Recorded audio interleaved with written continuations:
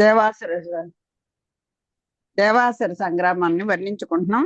దాంట్లో ఈ రథారూఢులు అంటే ఏవి వాహనాల మీద లేకుండా కిందన ఉన్నటువంటి ఇరుపక్షాల సైన్యాలు ఎలా ఒకరితో ఒకళ్ళు ఎదిరించి ద్వంద్వ యుద్ధాలు చేస్తున్నారో చదువుకున్నాం. అంతేకాక రథాల వారిని, కాలిబంట్లను, వాహనాల వారిని ఎదిరించినారు. సింహనాదాలు చేస్తూ, బిట్టుగా నవ్వుతూ, ఒకరినొకరు పిలుస్తూ, ధిక్కారాలు చేస్తూ, భుజాలు తట్టుకుని ముందంజ వేస్తూ, గావు కేకలతో ఉప్పొంగిపోతూ, హుంకారాలు చేస్తూ, గర్విస్తూ, అల్లెతరాళ్ళు మోగిస్తూ, బాణాలను నాటుతూ, గండ్ర గొడ్డళ్లతో నరుకుతూ, చక్రాలతో ఖండిస్తూ, శక్తులతో ముక్కలు చేస్తూ, కొరడాలతో కొట్టుతూ, గొడ్డళ్లతో పోట్లాడుతూ, గదలతో మొత్తుతూ, చేతులతో గుద్దుతూ, కత్తులతో ఉత్తరిస్తూ, అడ్డ కత్తులతో నొప్పిస్తూ, ఈటలతో తెగవేస్తూ, త్రాళ్లతో కట్టివేస్తూ, గుదియలతో అదరగొట్టుతూ, రోకళ్లతో దంచుతూ, సమ్మెటలతో బాదుతూ, పిడికళ్లతో పొడిస్తూ, తోమరాలతో పిండి చేస్తూ, శూలాలతో కుమ్ముతూ, గోళ్లతో చీలిస్తూ, చెట్టు కొండలు విసురుతూ, కొరవులతో కాల్చుచూ, ఈ విధంగా 10 విధాలుగా పోరాటాలు చేసినారు ఇరుపక్షాల వాళ్ళు. ఆ యుద్ధంలో ఇంకా ఇంతలా బాదుకుంటూ ఉంటే ఇంకా చెప్పాలా, ఎక్కడికక్కడ వాళ్ళ పాటలన్నీ ఎలా ఉంటాయో చూడండి. యుద్ధంలో తలలు పగిలిపోయినాయి, పుర్రె అంటే ఈ తల భాగం బద్దలైపోయింది, చెక్కుళ్ళు చీలిపోయాయి, కొప్పులు చిక్కుపడినాయి, పళ్ళు విరిగినాయి, భుజాలు తెగిపోయాయి, చేతులు తునాతునకలైనాయి, నడుములు చీలిపోయాయి, మొగాలు వికారమైనాయి, కన్నులు లొట్టపోయినాయి, చెవులు చెదిరిపోయినాయి, ముక్కులు తెగినాయి, తొడలు విరిగినాయి, పాదాలు ఊడినాయి, కవచాలు చినిగినాయి, నగలు రాలినాయి, జెండాలు జారినాయి, గొడుగులు కూలినాయి, ఏనుగులు కృంగిపోయినాయి, రథాలు నుగ్గునుగ్గయ్యాయి, గుర్రాలు పొడి అయినాయి, సైన్య సమూహాలు చెల్లాచెదిరాయి, కొన ప్రాణాలు కట్టుకొన్నాయి, శరీరాలు పోర్లాడినాయి, పిచాచాలు సంతోషంగా చిందులు తొక్కినాయి, నెత్తురు వాగులు ప్రవహించినాయి, మాంసాలు రాసులైనాయి, పీనుగులు ఎగిరి పడుతున్నాయి, రాబందులు, గద్దలు మొదలైన పక్షులు పెద్ద రొద చేస్తున్నాయి. ఈ విధంగా యుద్ధరంగం మిక్కిలి భయంకరంగా రూపొందింది. అంత చిందర వందరైపోయి రక్త ప్రవాహాలై మాంసపు ముద్దలు ఎగిరి పడుతూ ఉంటే ఈ ఈ ఈ జీవచలాలన్నీ కూడా ఎగిరి పడి అలాగా ఉంటే కొన్ని ఊపిరితో ఉన్నాయి, కొన్ని పుత్తుగా ప్రాణాలు పోగొట్టుకున్నాయి. అలా ఉంటే ఎవరికి సంతోషం ఉంటుంది? పిచాచాలకి, ఈ రాబందులకి, గద్దలకి, వీటన్నిటికి వాటికి ఆహారం దొరికినటువంటి సంతోషంతో అవి పెద్ద రొద్దు చేస్తున్నాయి. హాయిగా అవన్నీ కూడా ఆనందాన్ని పొందుతున్నాయి భయంకరంగా. ఈ విధంగా యుద్ధరంగం అంతా కూడా చాలా మిక్కిలి భయంకరంగా మారిపోయిందిట. ఆకాదేశున్ పందిట మూటన్ గజముల్ నాల్గింట గుర్రంబులన్ ఏకాస్త్రంబున సారథిన్ జొనిపే దైత్యేంద్రుండు వీకన్ వియల్లోకాధీశుండు త్రుంచి అన్నిటిని దోడ్తో నన్ని భల్లంబులన్ రాకుండన్ రిపు వర్గముందు నిపే గీర్వాణారి యుగ్గింపంగన్. అదిట ఆ యుద్ధంలో బలిచక్రవర్తి దేవేంద్రునిపై 10 బాణాలను, ఐరావతంపై 3, గుర్రాలపై 4, సారథిపై 1 వేసినాడు. వెంటనే దేవేంద్రుడు అన్ని బాణాలను నరికివేసి శత్రు సమూహాన్ని ఖండించినాడు. బలిచక్రవర్తి ఇంద్రుని పరాక్రమాన్ని మెచ్చుకున్నాడు. ఈ దేవత యొక్క బలాన్ని ఇంకా చెప్పాలా. అప్పుడు వెనక ఆ శుక్రాచార్యుని సాన్నిధ్యంలో అప్పుడు దేవతలు, రాక్షసులు యొక్క బలం పెట్టలేకపోయింది. ఇప్పుడు స్వామి కటాక్షానికి పూర్తిగా కట్టుబడి ఉన్నారు కనుక ఇప్పుడు ఈ దేవేంద్రుని యొక్క బాణాలన్నీ కూడా ఆ శత్రు నరికి వేసేసాయి. శత్రు సమూహాన్ని ఖండించాడు దేవేంద్రుడు. బలిచక్రవర్తిట ఇతని యొక్క ఈ దేవేంద్రుని యొక్క పరాక్రమాన్ని చూసి చాలా మెచ్చుకున్నట. ఆకాదేశుండు పందిట అంటే 10 బాణాలను ఆ యుద్ధంలో దేవేంద్రుని మీద బలి చక్రవర్తి వేశాడు. మూటన్ గజమున్ మూట మూట అంటే మూడు బాణాల్ని ఆ ఐరావతం మీద వేశాడు. నాలుగింట గుర్రంబులన్ 4 బాణాలు గుర్రాల మీద వేశాడు. ఏకాస్త్రంబున సారథిన్ ఒక్క బాణంతో సారథిపై వేశాడు బలిచక్రవర్తి. అయితే వెంటనే దైత్యేంద్రుండు వీకన్ వియల్లోకాదీశుండు త్రుంచి అన్నిటిని దోడ్దో నన్నిం పల్లంబునన్ రాకుండన్ రిపువర్గమున్ దునిపే గిర్వాణారి అగ్గింపంగన్. ఆ గిర్వాణాడి అంటే బలిచక్రవర్తి ఇంద్రుని పరాక్రమాన్ని ఉక్కడించాడు, అంటే చాలా మెచ్చుకున్నట్ట. దేవేంద్రించేశాడు. అన్ని బాణములన్నీ కూడా నరికివేసి శత్రు సమూహాన్ని ఖండించాడు. బలిచక్రవర్తి ఇంద్రుని యొక్క పరాక్రమాన్ని చూసి మెచ్చుకున్నాడు. తన తూపులన్నీయును దరిమిడి చక్రుండు నరికిన జోదు విన్న నువ్వు మెరసి బలి మహాశక్తి చేన్బట్టిన అదియును అతండు ఖండించే అత్యద్భుతముగా మరి ప్రాసశూలతో మరములు గైకొన్నందోర్తోడ నవియును దునియవై దునిమివైచే అంతటన్ పోక అయ్యది వాండు సంధించెంతొడరి తానదియును దుమురు నేసే అసుర భర్త విరతుండై తన పగరకున్ కానం బడక వివిధ కపట వృత్తి నేర్పు మెరసి మాయ నిర్మించే మింటను వేల్పుగములు చూచి బెరంగు పడంగా. దేవేంద్రుడు తన బాణాలను వరుసపెట్టి నరికివేగా వీరుడైన బలిచక్రవర్తి ఉపాయంతో గొప్పదైన శక్తి ఆయుధాన్ని చేతికి తీసుకొని ప్రయోగించినాడు.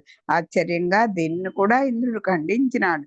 ఆ తర్వాత బలి ఈటెను శూలాన్ని తోమరాన్ని అందుకున్నాడు. వెంటనే వాటిని కూడా ఇంద్రుడు ముక్కలు చేశాడు. అంతటితో ఆగకుండా బలి వేణిని వేసిన ఇంద్రుడు పూనికతో వాడిని నన్నింటి తునాతునకలు చేసినాడు. బల చక్రవర్తి రణరంగంలో రథాన్ని పోగొట్టుకున్నాడు. అతడు పగవారికి కనిపించకుండా పలు మాయలతో నేర్పరితనం చూపుతూ ఆకాశంలో మాయను సృష్టించినాడు. దానిని చూచి దేవతలు భయపడినారు. అదే మరి అసురులకి మా దేవతలకి తేడాది. వాళ్ళు వీళ్ళంత వరకు పోరాడతారు, లేనప్పుడు ఒక మాయలన్నీ చేస్తారు, కనపడకుండా కూడా అయిపోతుంటారు. అలాగే ఇతను కూడా తన తూపులన్నీ దరిమిడి శుక్రుండు నరికిన జోదు విన్ననువు మెరసి. దేవేంద్రుడు తన బాణాలన్నీ కూడా వరుస పెట్టి నరికి వేస్తుంటే వీరుడైనటువంటి ఉపాయంతో గొప్పదైన శక్తి ఆయుధాన్ని తీసుకొని ప్రయోగించినాడు. బలి మహాశక్తి పట్టిన మా శక్తి అయినటువంటి ఆయుధాన్నిట్లో కంటే మరి మన చక్రాయుధం లాంటిది. ఆ శక్తి ఆయుధాన్ని తీసుకొని ప్రయోగిస్తే ఆశ్చర్యంగా అదిను ఖండించి అతి అద్భుతముగా చాలా ఆశ్చర్యంగా దాన్ని కూడా ఖండించేశాడు ఇంద్రుడు. ఆ తర్వాత మరి ప్రాస శూల తోమరములు గైకొన్నన్ తోడ అవియును దునిమివైతే. ఇంకా ఈటలు శూలాలు తోమరాలు రకరకాలైనటువంటి చాలా పదునైనటువంటి ఆయుధాలని వేస్తే వాటిని కూడా ముక్కలు చేసేసాడు ఇంద్రుడు. అంతటన్ పోక అయ్యది వాండు సంధించెంతొడరి తా నదియును దుమురు చేసే. వాటిని కూడా ఇంద్రుడు ముక్కలుగా చేశాడు. అసుర భర్త విరధుండై తన పగరకున్ కానంబడక. అసుర భర్త అసురులకు ప్రభు ఎవరు? ఈయన బలిచక్రవర్తి కదా. ఈయన విరధుండై అంటే రథాన్ని పోగొట్టుకున్నటువంటి వాడు, అంటే రథం విరిగిపోయింది. తన పగరకున్ కానం పడక తన విరోధి అయినటువంటి ఆ దేవేంద్రుడికి కనపడకుండా వివిధ కపట వృత్తి నేర్పున్ మెరసి మాయ నిర్మించే. ఇంకా లాభం లేదు, ఇప్పటి వరకు ఆయుధ బలంతో తన బలంతో ఎదిరించాడు. అప్పుడు ఏమైనా చూడండి, ఇంకా అవతల వాళ్ళు లొంగకపోతే ఏదో వీడిని ఎలా అయినా సరే మాయతో లొంగ తీసుకోవాలనుకుంటాడు కదా. అప్పుడు ఆ బలిచక్రవర్తి ఒక మాయని చేశాడు. ఆ ఆకాశంలో కనపడకుండా ఆకాశం మీదకి వెళ్ళిపోయాడు. ఏదో ఒక మాయ చేశాడు. చేస్తుంటే దాన్ని చూసి దేవతలందరూ కూడా భయపడినట్ట. అంతటితో ఆగకుండా బలి వేనిని వేసినా సరే ఇంద్రుడు పూర్ణికతో వాటినన్నింటినీ తునాతునకలు చేస్తాడు. బలి చక్రవర్తి రణరంగాల్లో రథాన్ని పోగొట్టుకున్నాడు. అతడు పగవారికి కనిపించకుండా పలు మాయలతో నేర్పరితనం చూపుతూ ఆకాశంలో మాయను సృష్టించాడు. అది చూసి దేవతలు భయపడినారు.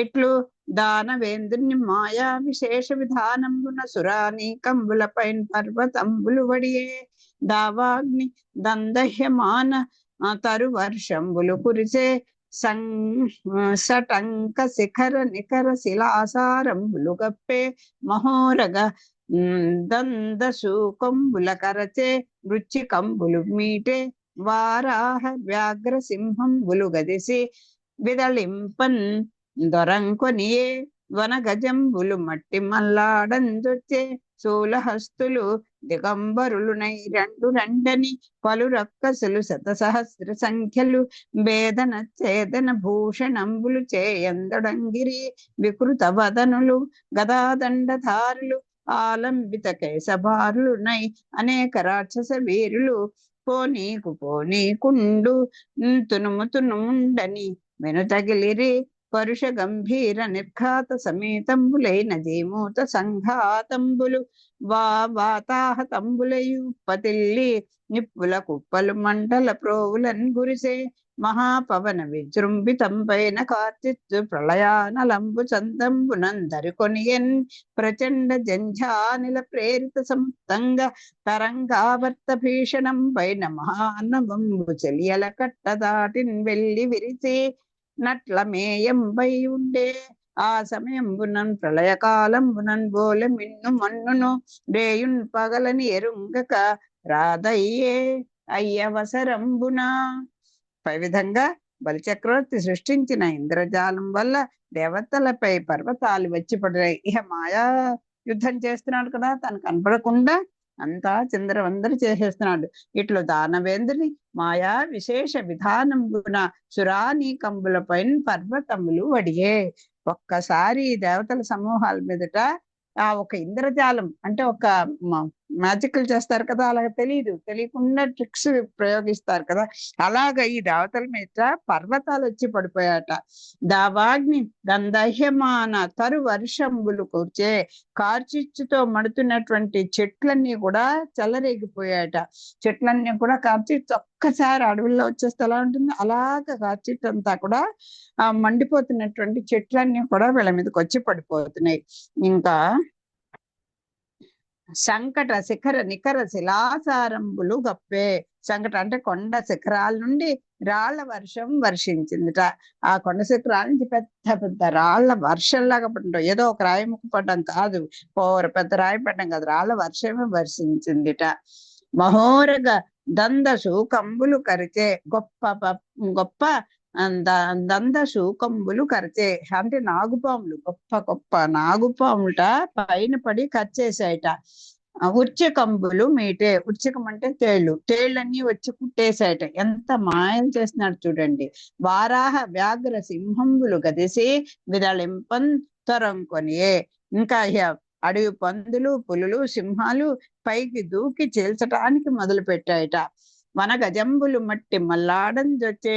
ఇక అడవి ఏనుగులు వచ్చాయంటే చూడండి, మామూలు ఒక పిల్ల ఏనుగులే అంత బలంగా ఉంటాయి, అలాంటి అడవి ఏనుగులన్నీ కూడా వీళ్ళని తొక్కి పడేస్తున్నాయట ఆ దేవతాగణాన్నంతా కూడా. శూలహస్తులు దిగంబురులై రెండని పలు రక్కసులు సహస్ర సంఖ్యులు వేదన ఛేదన భాషణంబులు చేయం తొడంగిరి. ఇంకా ఇవన్నీ ఇలా ఉంటుంటే ఇంకా వాళ్ళు బట్టలు లేకుండా వచ్చేసి వీళ్ళందరూ కూడా ఎవరు ఆ రాక్షసులు శూలాలు ధరించారు. దశములలు అంటే వస్త్రాలు లేకుండా దిశములలతో ఉన్నారు. అలాంటి మహా రాక్షసులందరూ కూడా లక్షల సంఖ్యలో వచ్చి పడిపోయారు రాక్షస సమూహాలు. రెండు నరుకుతాం కోస్తాం అంటూ కేకలు పెట్టినారు. రండి నరికి పాడేస్తాం, చంపేస్తాం, కోసేస్తాం అంటూ కేకలు పెట్టేశారట. వీరులైన వికృత వదనులు శూలహస్తులు దిగంబరులునై రెండు రెండని పలు రక్కసులు శతసహస్ర సంఖ్యలు వేదన ఛేదన భాషణంబులు చేయందొడంగిరి. వికృత వదనులు గదాదండధారులు ఆలంబిత కేశభారులునై అనేక రాక్షస వీరులు ఆ పోనీకుడు తునుము తునుము తునుముండని మెను తగిలి ఆగండి నరికేస్తాం పొడిచేస్తాం అంటూ వెనకాల పడ్డాట.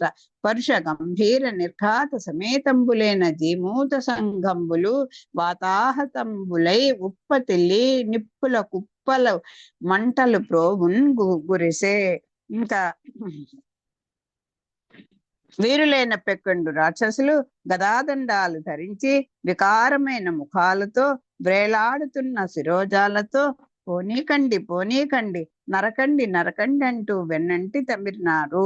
పిడుగులతో కూడిన మేఘాలు, జీముతం అంటే మేఘము, ఆ మేఘాలు పిడుగులతో కూడినటువంటి మేఘాల సమూహాలు గాలికి చెలరేగి క్రూరంగా గంభీరంగా మోగి నిప్పుల కుప్పలను మంట రాసులను కురిపించినాయి.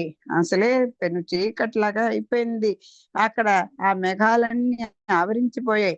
అవన్నీ కూడా క్రూరంగా మూగిపోయాయి. నిప్పుల కుప్పల్లో వచ్చేసినట్టు మంటలు రాసులను కురిపిస్తున్నాయి.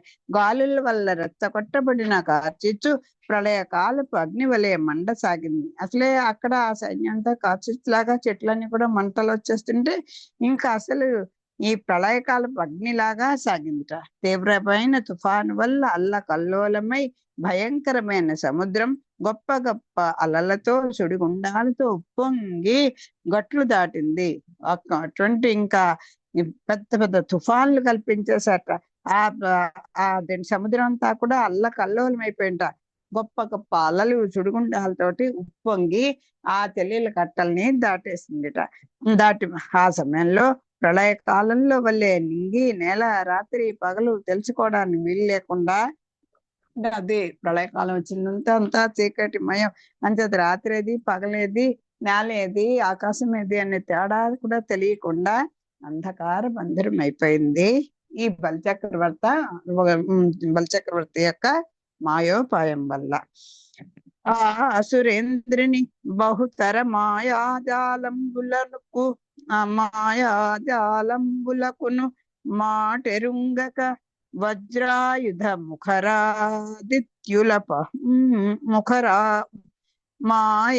మాటెరుంగక వజ్రాయుధ ముఖరాదిత్యుల అపాయం పొంది చిక్కుబడిరి నరేంద్ర. ఆ అసురేంద్రుని బహుతర మాయాజాలంబులకును మాటెరుంగక వజ్రాయుధ ముఖరాదిత్యులపాయంబులను పొంది చిక్కుబడిరి నరేంద్ర. ఆ బలిచక్రవర్తి యొక్క మాయోపాయాలను యొక్క ఆ ఉనికి ఎక్కడి నుంచి చేస్తున్నాడు, ఎక్కడున్నాడు అనేటువంటి ఆ మూలాన్ని కనుక్కోలేక చాలా ఇది దేవతలందరూ కూడా దిక్కు తెలియకుండా మళ్ళీ చిక్కుల పాలైపోయినారు. ఓ రాజా, బలిచక్రవర్తి పన్నిన పలు విధాలైన మాయాజాలకు విరుగుడు తెలియని ఇంద్రాది దేవతలు దిక్కు తెలియక చిక్కుల పాలైనారు. ఇక్కడ అది ఏది ఉపాయం మాయాజాలమునకు మాటు ఎరుగండి అంటే మళ్ళీ తిరిగి కొట్టడం అంటే దానికి ఇదేంటి వాటి యొక్క విరుగుడు అంటే దాన్ని ఎదుర్కోవడం. అసలు అక్కడున్నాడు ఏమవుతుంది దాన్ని ఎదిరించడానికి ఒక ఎట్టున్నాడు ఏమవుతుంది ఏం తెలియకుండా దిక్కు తెలియకుండా చిక్కుల పాలైనారు. అప్పుడు ఈ అసురుల చే తంచిక్కితే మెయ్యదిదెరు ఎందున్ చొత్తు ఇటు పోయల వలయంగదే అయ్యా దేవా జనార్దన కుయో మొరో అటంచున్ కోడయురమరుల్. మళ్ళీ కాస్త అమృతం చిక్కింది, హాయిగా ఉన్నాం అనుకునేసరికి మళ్ళీ ఇంత మాయా వలలో ఆ బలిచక్రవర్తి మాయ పడినటువంటి వలలో మాయా అనేటువంటి వలలో చిక్కిపోయాము. ఈ అసురుల చేతని చిక్కితిమి ఈ అసురుల చేతిలో చిక్కిపోయాను. ఏది తెరు, తెరు అంటే మార్గం. ఇక దీనికి మార్గం ఏది, దీని నుంచి బయటపడే విషయం మార్గం ఏది, ఎందు చొత్తున్ ఎక్కడికి వెళ్ళాలి, ఇటు వయలన్ వలయన్ గదే, ఇటు ఇప్పుడు మాకు ఎక్కడికి వెళ్ళాలి, అయ్యో ఇక్కడికి ఇటు వలయన్ గదే, అయ్యో ఇటు రావయ్యా, ఇటు రావయ్యా కృష్ణ అని మొరపెట్టుకుంటున్నారు.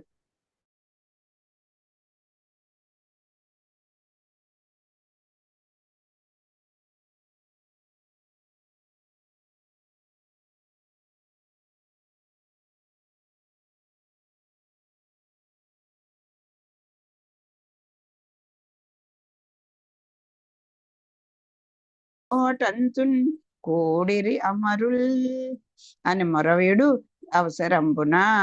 ఇంక చెప్పాలా ఆయన, దేవుడా రాముడా అనగానే పరిగెట్టుకొచ్చేస్తాడు కదా స్వామి. ఎలా ఉన్నాడో ఆ టైంలో చూద్దాం. విహగేంద్రాస్వనిరూఢుండై మణిరమా విభ్రాజితోరస్కుండై బహుశస్త్రాస్త్ర రథాంగ సంకలితుండై భాస్వత్ కిరీటాది దుస్సహుండై నవ్యపిసంగచేలధరుండై సంపుల్ల పద్మాక్షుండై విహితాలంకృతితోడ మాధవుండు తాన్ వెంచేసిన చోటికి. ఆ గజేంద్రుడిని రక్షించడానికైతే ఆ అమ్మతో కూడి సరసాలాడుతున్నా ఎక్కడ ఆవిడ బయట చెంగు ఈయనకి ముడిపడిపోయి ఉన్నా దాన్ని కూడా పట్టుకుంటూ ఏమీ ఆయుధాలు తీసుకోకుండా ఏమీ పట్టించుకోకుండా పరిగెట్టుకుని వచ్చాడు. కానీ ఇక్కడికి మాత్రం ఎలా వచ్చినాడో చూసుకున్నాం. విహగేంద్రాస్వనిరూఢుండై మణిరమా విభ్రాజితోరస్కుండై బహుశస్త్రాస్త్ర రథాంగ సంకలితుండై భాస్వత్ కిరీటాది దుస్సహుండై నవ్యపిసంగచేలధరుండై సంపుల్ల పద్మాక్షుండై విహితాలంకృతితోడ మాధవుండు తాన్ వెంచేస అచ్చోటికిన్. దేవతలు మొరపెట్టుకుంటున్న సమయంలో మహావిష్ణువు గరుడ వాహనంపై కూర్చొని ఆ ప్రదేశానికి వచ్చినాడు. ఆయన వక్షస్థలం కౌస్తుభం రత్నంతోనూ లక్ష్మీదేవితోనూ ప్రకాశిస్తున్నది. పెక్కు ఆయుధాలను చక్రంను ధరించి ఉన్నాడు. తలపైని దగదగ మెరిసే కిరీటం ప్రకాశిస్తూ ఉన్నది. కొంగొత్త పచ్చని పట్టు వస్త్రమును ధరించి ఉన్నాడు. వికసించిన పద్మాల వంటి కన్నులతో విరాజిల్లుతున్నాడు. నానా విధాలైన అలంకారాలతో కూడి ఉన్నాడు. స్వామి ఎప్పుడు కూడా దివ్యాలంకార శోభితుడయ్యే ఉంటాడు. అప్పుడు ఆ గజేంద్ర రక్షణలో ఆ అమ్మ తలలో ఒడిపెట్టుకొని అలవైకుంఠపురంబులో నగరిలున్న ఆ మూల సౌధంబుదాపల వందార వనాంతరామృత సరః ప్రాంతేందుకంతో పలోత్పల ఆ లీల లోపల ఆ లక్ష్మీదేవితో కూడి పర్యంకం మీద అంటే ఉయ్యాల ఊగుతూ హాయిగా ఉన్నాడు, క్రీడా విలాసాల్లో తేలిపోతూ. ఇప్పుడు రెడీగా ఉన్నాడు స్వామి. అంచేత ఆ గరుడ వాహనంపై వచ్చి కూర్చున్నాడు.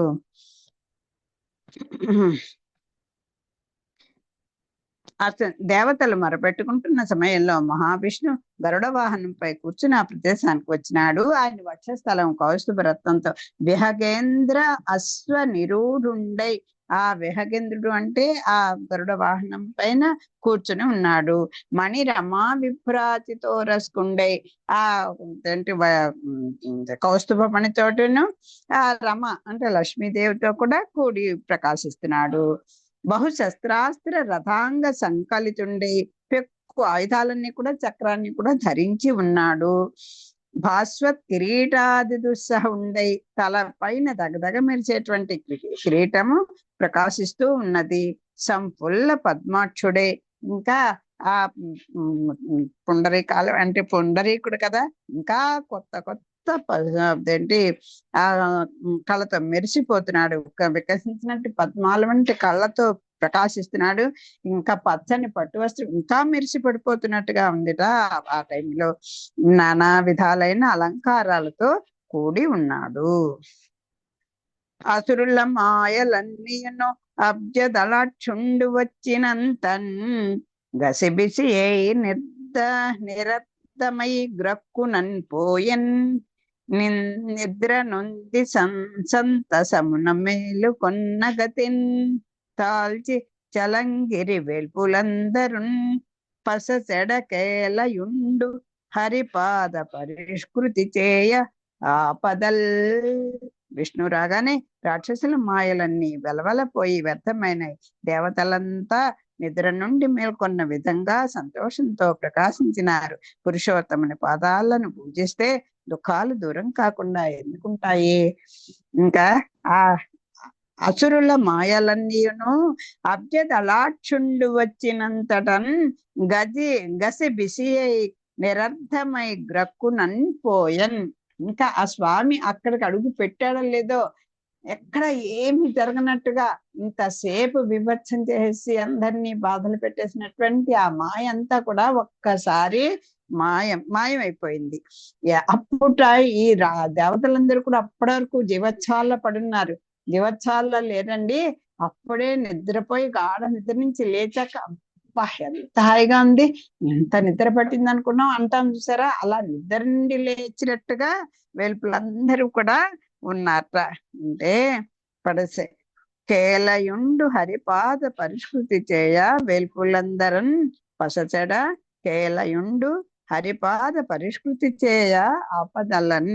అలాగా పురుషోత్తముని పాదాలు కనుక పూజిస్తే దుఃఖాలు పోకుండా ఎలా దూరం కాకుండా ఎందుకుంటాయండి? ఇంకా ఆ స్వామిని ఆశ్రయిస్తే ఒక్కసారి పిలిస్తే చాలు కదా, పిలిచేసరికే నువ్వే నాయన దిక్కు అనేసరికే మన బాధలు తగ్గడం మొదలు పెడతాయి. ఇంకా దాంతో స్వామి ప్రత్యక్షం వస్తే ప్రత్యక్షంగా ఇంకా చెప్పాలా? అయ్యడ కాలనేమి ఘోర కటీరవమునెక్కి తార్ష్యున్ శిరము శూలధారన్ పొడువ ఆతని పోటు ముట్టు హరికేల నంకించి దానం జావన్ పొడిచె దానవుని. కాలనేమి ఘోర కంఠీరవమునెక్కి తార్ష్యున్ శిరము శూలధారన్ పొడువ అతని పోటు ముట్టు హరికేల నంకించి దానం చావన్ పొడిచే దానవుని.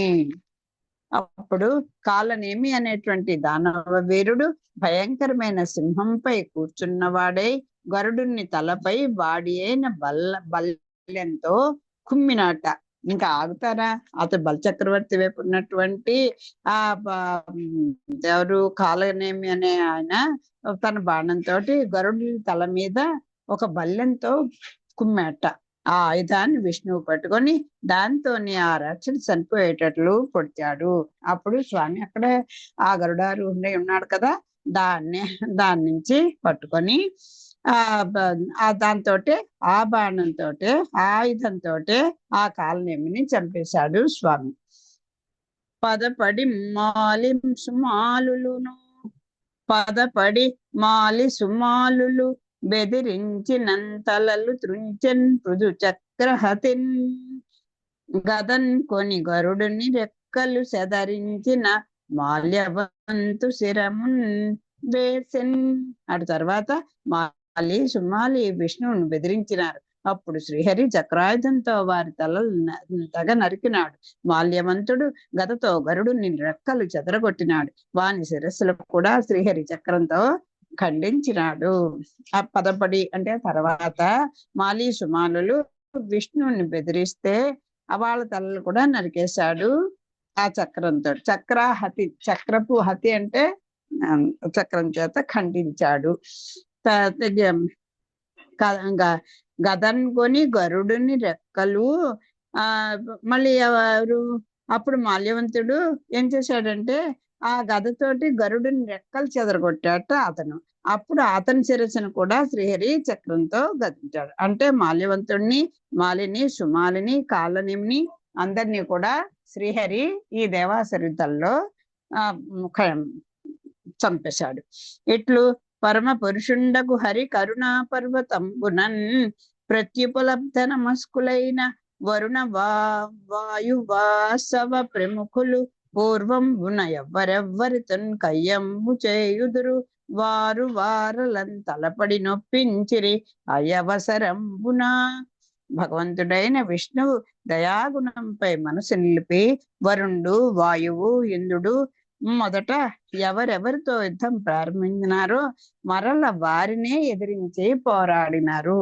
మొదట వాహనాలు లేకుండా కింద నిలబడినటువంటి వాళ్ళు వాయువు, వరుణుడు, ఇంద్రుడు వీళ్ళందరూ మొదట వచనంలో చదువుకున్నాం కదా, ఎవరెవరు ఎవరితో తలపడ్డారో అలాగే ఈ వాయువు, ఇంద్రుడు అందరూ కూడా ఎవరి దయాగుణం ఉన్నది, ఆ కరుణా పరత్వంబునన్, ఆ కరుణ ఒక పక్కన సౌలభ్యము, ఒక పక్కన పరత్వము కూడినటువంటి ఆ స్వామి యొక్క ఆ బలం వీళ్ళకు ఉండడం చేతే ఆ వరుణుడు, వాయువు, ఇంద్రుడు కూడా మొదట ఎవరెవరితో యుద్ధం చేశారో వారితోటే వారిని మళ్ళా ఎదిరించి పోరాడినారు. బాహుబలంబున ఎదురుండును సాహసమున బలిని గెలువ సమకట్టి సముత్సాహమున వజ్రమెత్తిన ఆహా నినదంబు చేసి రకిల జనంబుల్.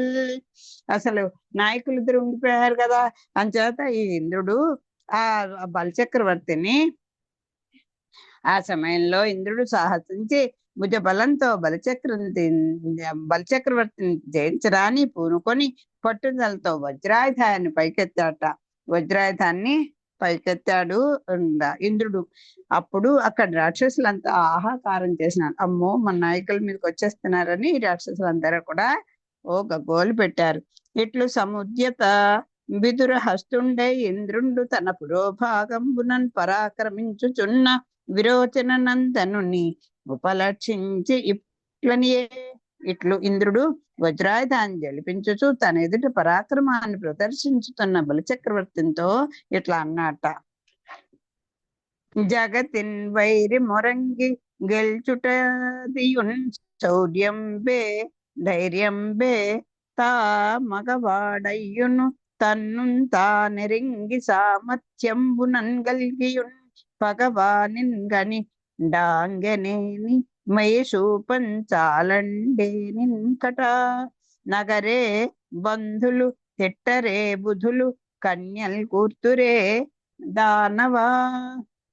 ఓ రాక్షసుడా, లోకంలో శత్రువున్న మాయతో మోసగించగలవడం శౌర్యం కాదు, ధైర్యము కాదు, పౌరుషం కల మనవ తన శక్తి సామర్థ్యాలు తెలుసుకొని పగవారిని ఎదిరించాలి. అటువంటి శక్తి కలిగి కూడా కనిపించకుండా దొంగ వేషాలు వేస్తే చుట్టాలు నవ్వుతారు, పండితులు తిడతారు, ఆడపిల్లలు సైతం పెదవి విరుస్తారు. అది జగతిన్ వైరి మొరంగి గెల్చుట ఇదియున్ శౌర్యంబే. ఏమిటి ఆ మొరంగి అంటే చాటుబడి, ఏంటి మోసగించి. ప్రపంచంలో ఎవరినైనా శత్రువుని మోసగించి గెలవడం అది శౌర్యం అనిపించుందా? ధైర్యం అనిపించుకుంటుందా?